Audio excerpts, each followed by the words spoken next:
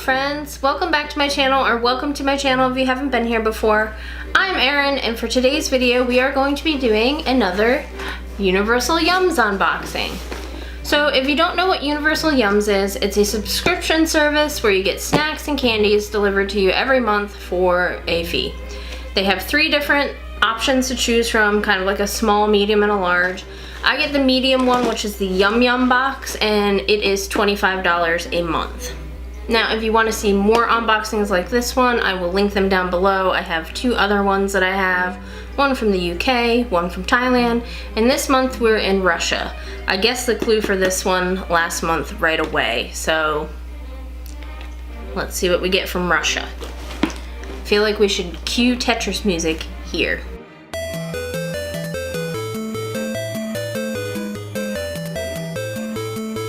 Alright, so let's open this box and check out what's inside. Alright, so I opened up my box, which, by the way, I should have mentioned this and showed you before I actually opened the box. It was a little beat up this month, so hopefully everything's in there. The sides were kind of popped on mine, so we'll just hope that everything is a-okay. But, welcome to Russia. Let's jump into this.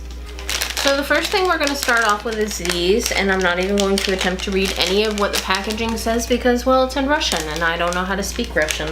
So when I read what it is, we'll figure it out from there. This is what the bag looks like.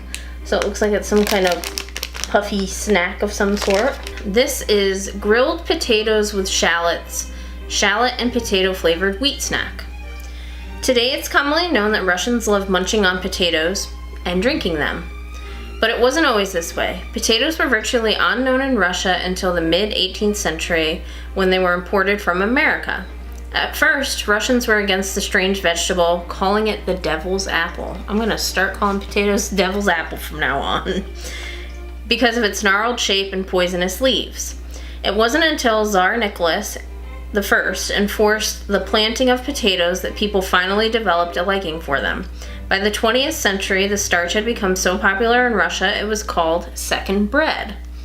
During World War II, the potato lived up to this nickname, becoming a vital food source for locals when wheat was scarce. Due to its abundance, the potato remains a staple ingredient in Russian cuisine, and used in classics like, here we go, I'll put up the spellings of the words.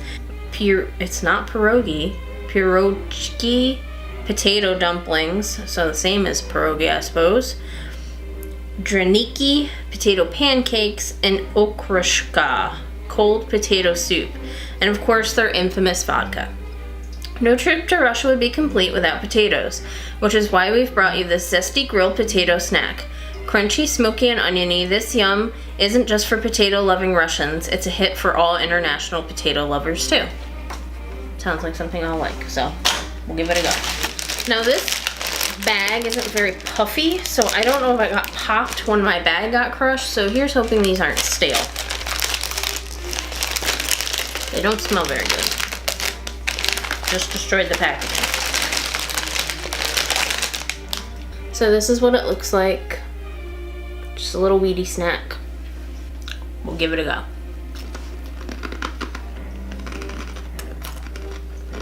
Those were really good. Definitely a 2 thumbs up. We're off to a good start this month. There doesn't look to be too many frighteningly bad things in this box this month. Well, those are good, really reminiscent of a Funyun. Let's move on to the next thing. So I figured we'd go ahead and get all the bags of chips out of the way. This looks like it's going to be a meat flavored potato chip, of course. This is what the packaging looks like. And here's the back. Let's see what we're getting ourselves into with this. Shashlik potato chips. Shish kebab flavored potato chips. Wishing it was still summer? We have good news. These puffed chips bring the flavor of a Russian summer straight to you. Each bite is packed with a savory taste of authentic Russian shashlik, a grilled meat shish kebab enjoyed during the country's warmest months. Though the flavor might taste like barbecue, this isn't your typical backyard picnic.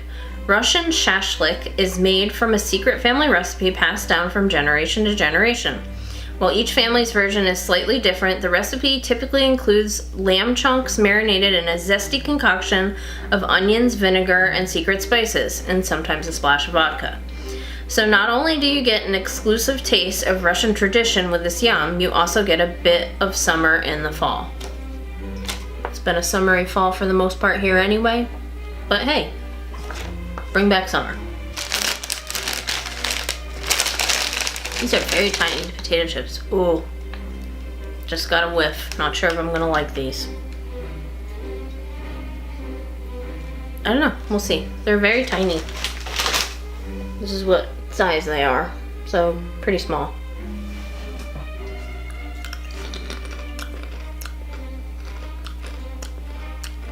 They don't taste like a barbecue chip.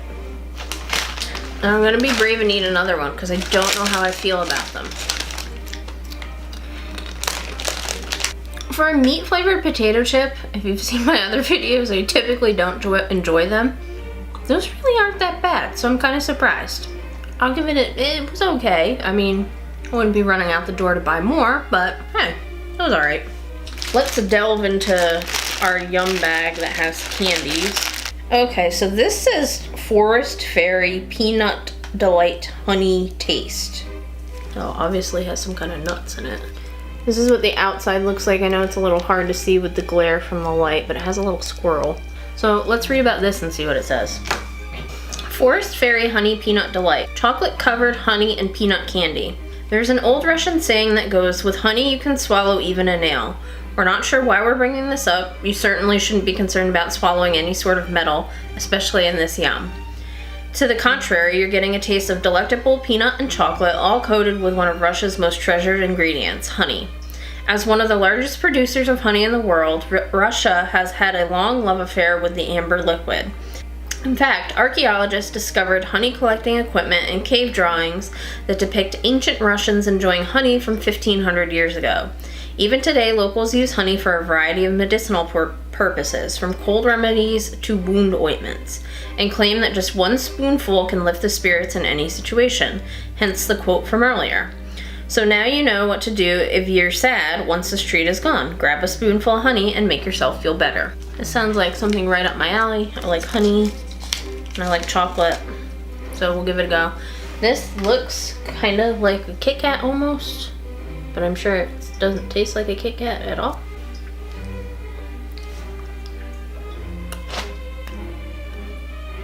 Oh, really good. Very chocolatey. The peanuts aren't like, I don't really know how to explain it. It doesn't feel like they're whole peanuts. It kind of feels like they're ground up in there, but you can definitely taste all the flavors of it, so that was good. So far, I'm really enjoying this box. Let's move on. Let's go ahead and do another candy. What the hell? They gave me like 20 of these. It says Juicy Light on it. Here's what the packaging looks like. Juicy Light Peach and Apricot Jellies. Chocolate covered fruit jelly candy. When you hear marmalade, you probably picture the chunky orange spread on your morning toast. But in Russia, marmalade means something different and better. Russian marmalade is a traditional jelly candy made with various fruits that are pureed and covered in sugar or chocolate. Super sweet and delightfully chewy, this tasty treat is a local favorite, especially amongst children. The marmalade you're holding features not one but two fruits, peach and apricot, finished off with a thin layer of milk chocolate. With all that juicy fruit flavor, we're calling it now. This yum is a hit with everyone, whether they're 1 or 100. It feels, oh no, I smushed it. It kind of felt like a hard candy in the wrapper, but it's not, it's just a little chocolate. 1, 2, 3, go. So I'll start out with this. I don't hate it. The flavor is good. It's a really weird consistency though. I don't like the texture of the jelly stuff on the inside, but it tasted good. It tasted peachy to me. Let's go ahead and just do the last candy that's in the bag. Get this over with. So this one, yeah, I don't know what that says. This is a little pink candy wrapper. That's what it looks like. Let's see what they have to say about it. Caramel Dreams. I'm already liking this. Caramel with lemon fondant and jam. These yums are called Caramel Dreams for good reason. Why? They'd be lying if they just called them caramels. These faux caramels don't contain any milk or cream, they're not sticky, and they're filled with fondant. A popular confection in Russia, fondant is made from a mixture of boiled sugar and water whisked into dense sweet icing. The fondant inside this yum is bursting with zesty lemon flavor and tart apple jam, making it unlike any other candy we've tried. Be warned, if you're dreaming about soft, creamy caramels, when you bite into this candy, they might be a nightmare. Oh no! Maybe that's really how the candy got its name. That's a disappointment. Alright, let's try this out. I'm not a fan of fondant on cakes, so I'm pretty sure I'm not going to be a fan of fondant in candy. It doesn't look like a caramel. It's white. That's what it looks like, white candy. I'm scared.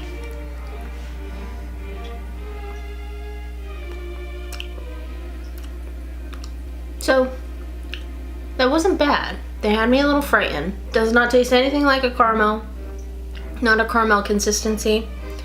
Didn't really taste the apple too much. And it didn't taste like fondant you have on a cake, so that's good because I don't really like that. Definitely sweet, but not too bad. Kind of has the consistency. This is going to sound disgusting. Shame on me for even knowing this. Those little strawberry candies that you can get, they've been laying around for a little while, how they get soft. It's kind of like that. But let's move on to our next one. Okay, so this is the next one. It looks like it has, I don't know if those are dates. I don't know what the hell that is. We'll find out. Maybe it's currants. It could be currants. This is what the packaging looks like. And there's the back. Let's find out what we're getting into. It is black currants. Black currant Zephyr. Chocolate covered black currant marshmallow. Prepare your taste bud for Russia's most heavenly dessert, the Zephyr. Probably saying that wrong. Named after Zephyrus, the Greek god of gentle west wind, this marshmallow meringue is beloved across Russia for its delicate and airy texture, reminiscent of a light breeze. Made with egg whites, sugar, gelatin, and fruit, these sweet pillows come in 3 distinct varieties, white, pink, and chocolate covered, and are typically enjoyed with tea as a light afternoon snack. We've brought you the scrumptious chocolate-covered variety infused with black currant, a sweet berry that grows throughout Russia. We have a feeling that after one bite, you'll be floating on air. Sounds good to me. Bring on the black currant marshmallowy goodness. Look like a moon pie, just a little bit smaller. Oh man.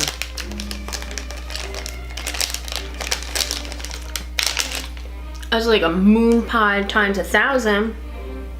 That's really good. Let's move on to the next thing. So this has fish on the outside of it and cheese. And I'd be lying to you if I'm not saying that I'm terrified. Here's what the outside of this looks like. You look down here, that is salmon and cheese. Here we go. Salmon and cheese husks. Salmon and cheese rye breadsticks. Any cheese lover will agree that most things are better with cheese, but here's a stumper. What about salmon? Is that better with cheese?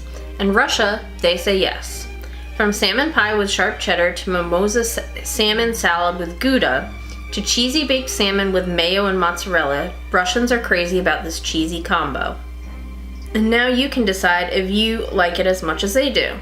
With these crunchy salmon and Swiss breadsticks. With tons of buttery flavor, this cheesy salmon snack is surprisingly savory. Great. Even if the combination doesn't sound super appealing at first, we have a feeling you'll get along swimmingly.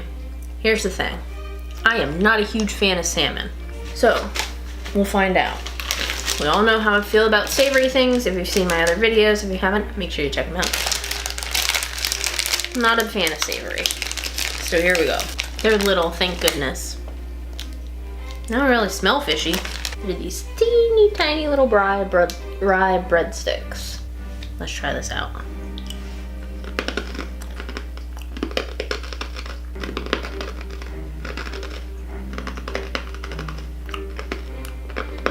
I don't know what's up with this box, but those are actually pretty darn good. I don't think I was gonna like that at all. But it's not bad. They taste good to me. Russia box. It's hitting all marks for me. Let's move on to this dealie here. Again, not even gonna pretend to know what it says. This is what the packaging looks like. Looks like some kind of peanut chocolatey concoction. Red October, I'm gonna have to put this word in here, crepe paiche? I don't know. Soft toffee with peanuts. Now we're speaking my language. We didn't include this yum just because it's October, although that's certainly a nice bonus. The real reason is deeply rooted in Russian history. In 1851, a German immigrant named Theodor Ferdinand von Einem moved across Moscow with the dream of starting a business.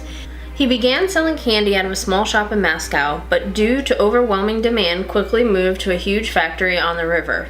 By 1913, planes zipped overhead with the company logo, and the factory was supplying sweets to the Tsar himself. But during the onset of World War I, the company was seized by the Soviet government and renamed Red October, after Lenin's famous October 1917 government takeover. Then, during World War II, the government switched the factory production lines from candy to military rations. It wasn't until the war ended in 1945 that Red October finally went back to making candy, and we're certainly glad they did. Still to this day, Red October produces the most famous chocolates and candies in the country. A perfect example, this crumbly toffee bar with ground peanuts. Looks a little bit weird. Looks like it's sectioned off though. This is what it looks like. You can kind of see the peanuts in there.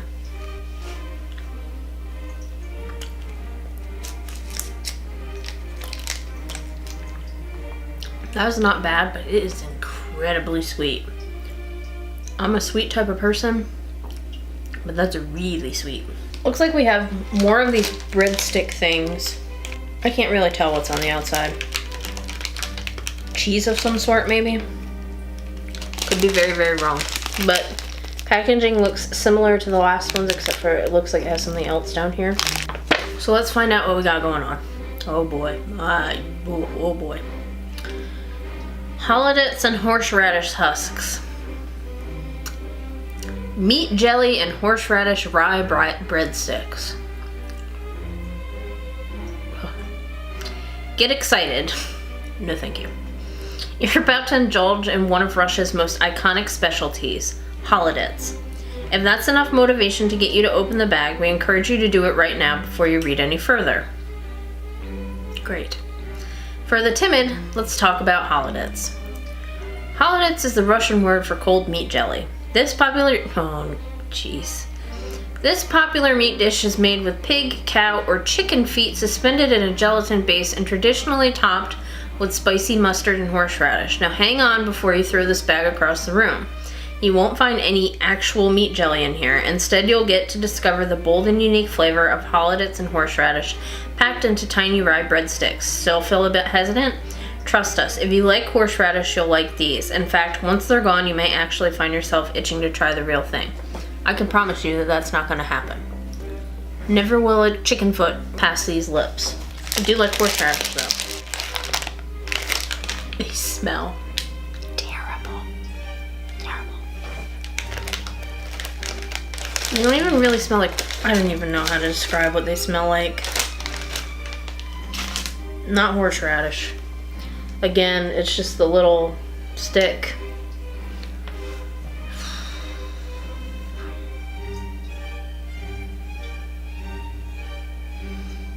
Here we go.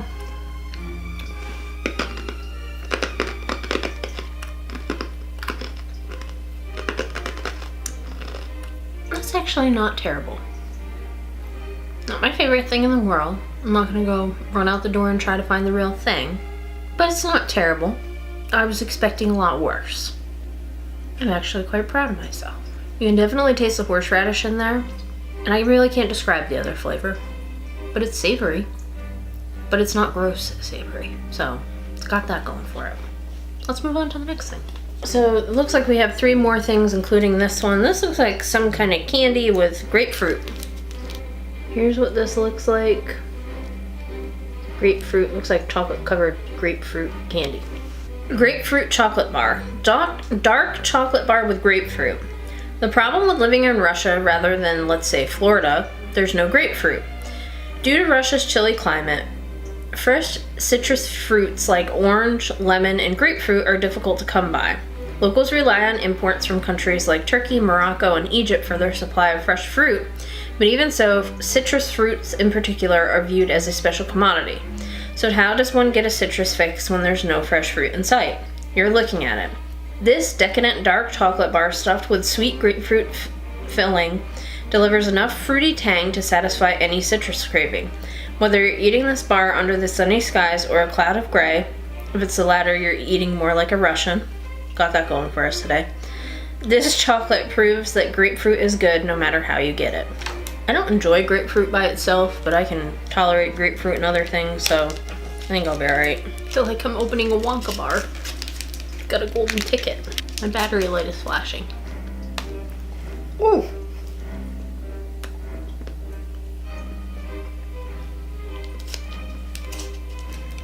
Tastes like chocolate covered grapefruit. Pretty good. I lied. That was the fourth to last thing. We still have 3 more things to go. Right? Yeah, 3. Let's do this because this looks like it's going to be good, which means it'll probably be a disappointment to me. Baked milk taste roll cake. This is what it looks like. Korovka Fairytale roll cake. Chocolate dipped baked milk cake. This may look like a plain pastry, but it's something more meaningful. For many Russians, this cake is a part of both their country's tough history and their childhoods. Originating during Soviet times, this tender sponge cake was rolled with thick buttery cream and served in slices. But the most intriguing part about Fairytale cake hasn't ever been the inside, it's the decorations. For many years, the cake logs were famously adorned with elaborate icing swirls, colorful flowers, dried fruits, and homemade chocolate. For many who lived during the tough Soviet period in Russia's history, one of their fondest memories as children is peering through bakery windows and admiring the brightly colored cakes. Today, the iconic cakes are still enjoyed throughout the country, but as you'll see when you open the package, they're not ornately decorated anymore. That's where you come in. Put on some sprinkles, icing, chocolate syrup, peanut butter. This is called Fairytale cake after all. Let your imagination run wild. We're just gonna eat it plain Jane. Can still smell those horseradish chips on my fingers. That's kind of gross. So I'm not gonna take this all the way out because I'm not gonna eat the whole thing. But this is what the outside looks like. It's very spongy. Hopefully it's good.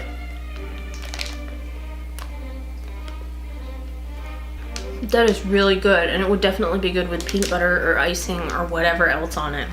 But it's good just by itself too. Okay, we'll do this one next.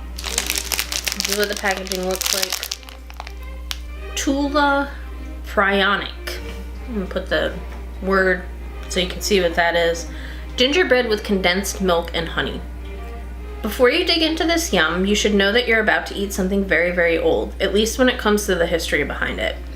This gingerbread, called Pryonic, is one of Russia's oldest and most beloved treats. First brought to Russia by the Egyptians in the 9th century, it was originally called honey bread and was made with rye flour, honey, and berry juice.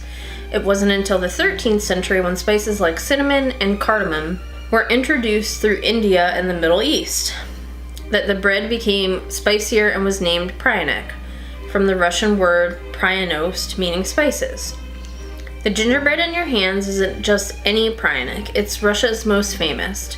Made by the oldest gingerbread maker in the country, Tula Pryonic is known for its unique stamped patterns, shiny glaze, and rich creamy fillings. We hope you enjoy this authentic Tula Pryonic with honey and baked milk, plus a sprinkle of Russian history. This sounds good. I like gingerbread, so I hope this is good. It's very fancy. It has a name on it. That's kind of cool. Well, before I bite it, let me show you. See, it has the name written on it.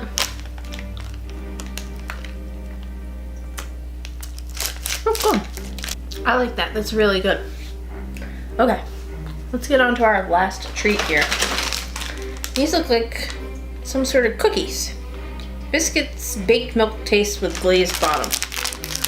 And it looks like it's made by the same company that the roll cakes were made from, so I'm sure this will be good. Korovka baked milk biscuits. Baked milk cookies with chocolate glaze. Got milk? The Russians sure do. Milk has been a prized ingredient in Russian cuisine. But before the invention of the refrigerator, locals were faced with a daunting task, keeping their precious milk from spoiling before they drank it. To accomplish this, they used some pretty unusual methods. For a while, it was common to submerge a special frog called the Russian brown frog into buckets of milk to keep them from going sour. Others discovered that simmering milk in the oven for 8 hours killed off the bacteria and made the milk last much longer. While the frog method may have worked, Russians ultimately developed a love for the creamy caramelized baked milk version. To this day, baked milk is enjoyed throughout the country, both on its own and in delectable sweets, like these chocolate glazed cookies. Enjoy this authentic taste of Russia, baked milk, and be grateful, probably for the first time ever, there are no frogs in your cookies. Oh, these are fancy. Kind of remind me of them shortbread cookies that you can get from Keyboard. That's what the outside looks like, and then it has chocolate on the back.